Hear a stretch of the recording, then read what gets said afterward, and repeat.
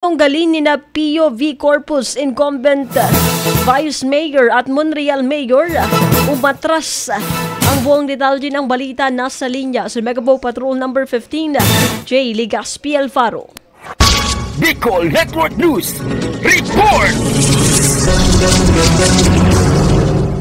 Sa pagsunod sa panawagan ni Governor Antonio Co para sa pagkakaisa at pagpapatawad sa politika sa lalawigan ng Masbate, binitawan ni Abel Prudenciado ang kanyang kandidatura para sa pagka-vice-alkalde sa bayan ng PUB Corpus, Masbate. Ang kanyang pag-atras ay opisyal na naitala sa COMELEC office sa poblasyon PUB Corpus, Masbate, Kamakalawa. Dahil dito, ang kasalukuyang vice-alkalde na si Rosabeth Inday Tayo ay nag-iisa ng kandidato para sa nasabing posisyon at tiyak na ang panalo. Kasama niya na walang kalaban ang muling tumatakbo alkalde ng bayan na si Mayor Mark Antonio, na isang halimbawa ng mga kandidato sa buong Masbate na nagkakaroon ng malaking posisyon ng walang kalaban. Samantala, inaasahang ding tiyak na ang panalo ni incumbent Monreal Mayor Glenda Hermosa matapos bawiin ng kanyang nag-iisang katunggali na si dating Mayor Ben Espiloy ang kandidatura nito. Ang pagbawi ng kandidatura ni Espiloy ay bahagi ng isang seremonya ng pagkakaisa na pinangunahan ni Governor Antonio Co na ginanap sa poblasyon Monreal, Masbate. Para sa Bicol Network News, J. Ligaspi Alfaro, tatak tunay na serbisyo.